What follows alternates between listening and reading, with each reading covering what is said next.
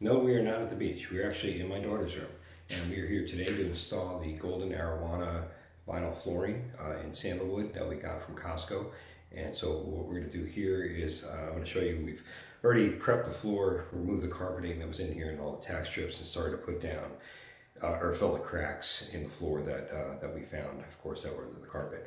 So let me show you that. So here you can see that we've already taken up the flooring and filled some of these cracks here with some of this cement leveling stuff that we got at Lowe's. You can see it's a liquid cement filler from DAP. You can pick that up, Lowe's, Home Depot. I did it once already, we went through. You can see that some of the cracks were kind of large, so I'm going to go through again and just kind of refill some of these little spaces, restrict some of the moisture that may come up under the floor. We are going to put in an underlayment down, so I'll show you that. I've already done one room in my son's room.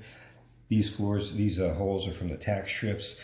Not really necessary to fill those in. They won't have any impact on the flooring itself, so we'll skip that and we'll be back once I get the underlayment down.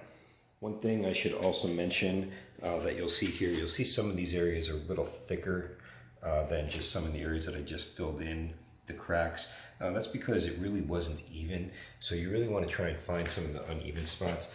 It's going to be hard to level out a concrete floor without doing the whole floor again and putting a whole layer on it, but we chose not to do that. When I did my son's room, we did notice after we installed it that there was some areas that were actually lower than others, and so you can actually feel it through the flooring. So that's your choice of whether or not you want to go ahead and try and level out the whole floor or not. I chose not to. I think this room will be a lot better than my son's. I think the floor is actually a lot more even. We'll still have a little bit of spots here and there, but we'll see how that goes. All right, so I've gone ahead and resealed some of the places that there were a few holes in the previous job I did with the cement filler. Now I'm going to go through and use the scraper to scrape the floor. I already scraped the floor once last night to get all the paint chips and things that were left by the builder when they put the carpet down. You'll find that if you had carpet and builder built your house, they definitely had that, didn't bother cleaning up the floor. You definitely want to clean up those paint chips. They will leave bumps underneath the flooring and that you will feel through the flooring, so I highly recommend doing that before you put anything down. Since I've already done it once, it won't take me that long.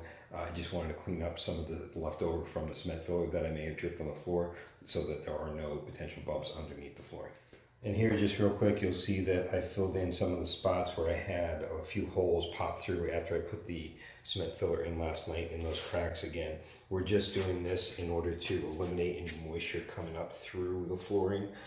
Cracks, obviously, here in Florida would particularly be vulnerable to potential, water seeping up through the ground. So we've had many other friends that have had issues with flooring here in Florida where they did have some moisture, and we don't want to have those same problems. So we're going to do that, and we're going to put the recommended underlayment down, which is not required by the flooring according to their website, but and if you talk to any of the home centers, they'll say they don't put them down when they install them. I still would highly recommend, if you're in a first floor or in Florida, I would put it down. If you're on the second floor or doing a second story with a wood floor, I wouldn't say that you would necessarily need it. You probably aren't going to have any moisture there. Now we're back, and we cleaned up the floor just from the last video. We bought this tarp from Home Depot. It's an underlayment. It's a black color, and it's a 10 by 12, and it basically covers 120 square feet. Most rooms probably going to need more than one of these.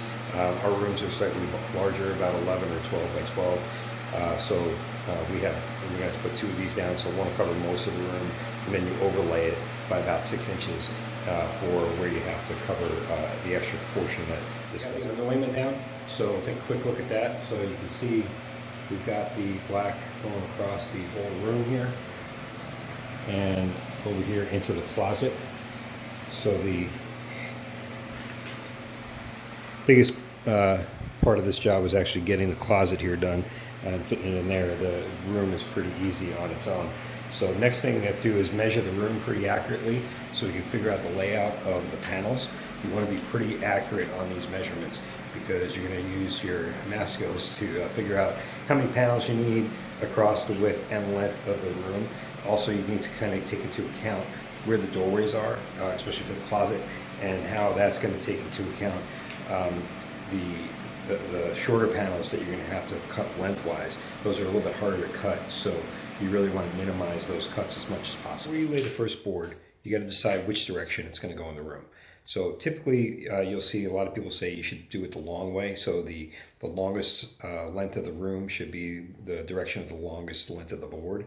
And that is what we decided to do, but you could do whatever you think looks best in your room. So I'll show you here how I figured that out and the calculations that I used so that you can get an idea of how to do it for your room. Okay, so here we have the measurements for the room. As you can see, I've put the measurements in for the short length and the longer length.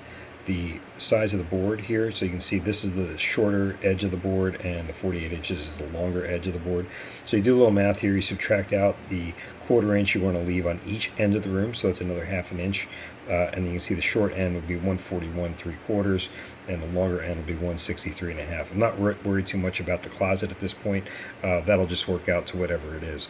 You want to make sure that the main room is in good alignment. So when you look at it, the short end of the room, if I do the short length, it's going to come out to be 19 boards across plus about 3/4 of a board.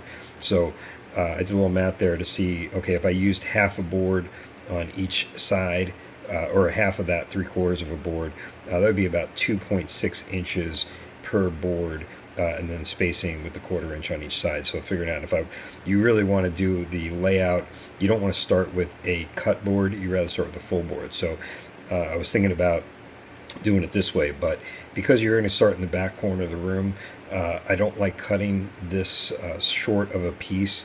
That is going to be the shorter end of a piece that gets cut is going to be the nice end.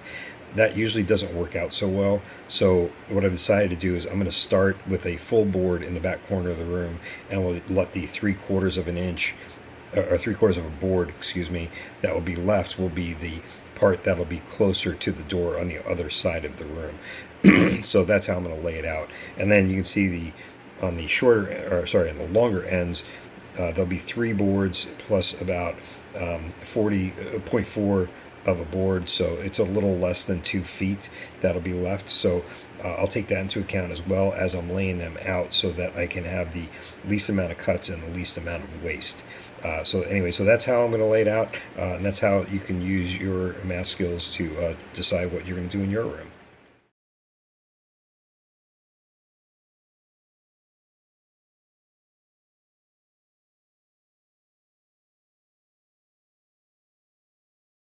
Okay, so here we are. We're about halfway done with this room.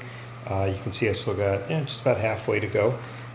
Just wanted to give a quick scene of what we've done so far and a quick perusal of the box here. So this is the Golden Arrowana waterproof plank. It's a sandalwood color. So they have a couple others, I believe, at Home Depot, or sorry, at Costco. And these are actually similar to the Home Depot version that they own over there, which is called Life Proof. So either way, they both work about the same way.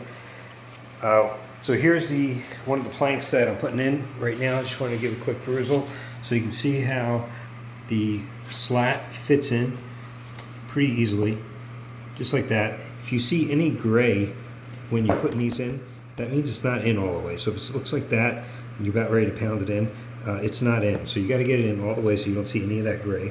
Obviously, I got to close the gap here as well. And so what you do is you get the whole plank in.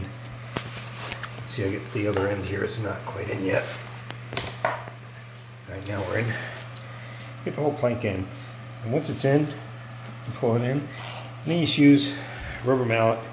I use a spare piece of the flooring to pound on, so I'm not pounding directly on the good flooring that I'm putting in. Just in case the mallet puts a little bit of a dent or anything in it. I haven't seen it damage the spare pieces yet, but you never know. So it's a good idea. Another good thing to have is I bought this set here at Home Depot. So this is what it comes with. You can see it comes with some spacers. It has a block for pounding, and it has this pull block to pound away from the wall, which I have found quite helpful on occasion. Because what happens is as you're pounding to pound the planks in, it tends to sneak in against the wall, even with the spacers will pop out. So what I do is every time I do a row, I go back along the wall here, and I'll show you that. So you can see I've got some spacers there. So I go back along the wall, make sure I see that one's kind of hanging down a little bit. It means I got to pound it in because it's starting to slip out. And here's another one. That one seems okay. So what I'll do is I'll pull it away from the wall with that tool here, which I have right here. See, use that and a hammer, and just slide it into the wall here like so, and use the hammer to pound it away. Works pretty good. So anyway, so this is where we're at. A little ways to go. One last thing before we go again. So this last space at the end of the wall here, what we do is just kind of measure the end of that. So we'll see what the measurement is here, and that's about 19 3/4. So what I'll do is I'll cut the next piece at 19 1/2 to fit in, to give a little space there on the wall. And so we have the 1/4 inch space going all the way around. So while I'm cutting here, one more thing to note is I bought this T-square. It's a nice 48 inch T-square, perfect size for these planks. Kind of important to have this actually. I found it great for measuring, an easy way to cut. Also get yourself a nice sturdy stand. This is an old desk I have on some sawhorses. Works pretty well. You want something that's up high. I did one room on my knees, not so good. So basically take this, I'm going to cut this one down to that 19 1/2 that I just showed you. So there you can see it's easy enough to take my triangle here and measure off that 19 1/2 inches, and then just take a nice solid razor blade and just one score right across, and then take it off to the edge and just bend it right off, and it'll snap pretty nicely. Also recommend, these are I bought these blades. They're high carbon blades, so they're a little more sturdy. Last a lot longer than a Rego blade. Rego blade I had to change after probably about a dozen cuts. This one I've had for that whole half a floor that I just showed you. So, and it's still going pretty strong. Doesn't show any sign of dulling out just yet. So anyway, recommend these tools as a means to make your life easier as you're installing this floor. Okay, so here we are. We finished the room. As you can see, we're done all the way through. We did the moldings as well in the meantime, so you can see that's already complete. We also have the transition here at the doorway, which we did. So you buy one of these step-down transitions if you're coming off tile. If you're coming off something that's of equal height, you can use a T-molding. These we bought at Home Depot. They're about the same price as you can buy online from the Golden Arrowana site. However, you don't have to pay shipping if you just go pick it up at Home Depot. And you can see it's a nice match. You can't really tell that those are the Home Depot colors. You can see as well we did the 1/4 round molding instead of going with taking the existing 5 1/4 off and having to replace it. Chose to just put the 1/4 round on top of the existing molding to cover up the spacing that was left when we put the flooring down. So you can see that all the way around the room. And then you can also see the nice transition into the closet. So we chose to go right into the closet instead of putting another molding there. Provides a nice transition. And you can see we went all the way in and underneath. One thing to note is when you're doing the cutting, where most of the time you're 1/4 inch away from the wall, here around the doorways you're going to have to go underneath the molding, just because otherwise you're going to have a gap there and there's really no way to cover that. So a little more difficult to get in, but it is doable. So just note that when you do those cuts, do some careful measurements. Other than that, one thing to note is we had measured out the room based on the recommendations on the box, and on the box it turns out that we used about 2 boxes less per room. We've done 2 rooms now, so we've got about 4 to 6 extra boxes than what I had estimated. So no need to buy extra, just in case. It looks like they already take that to account when you're doing the measurements as well. You can see all the extra pieces that got cut and left for leftovers when we got finished. So more to come. We got one more room to do, and we'll be back when we get that one started.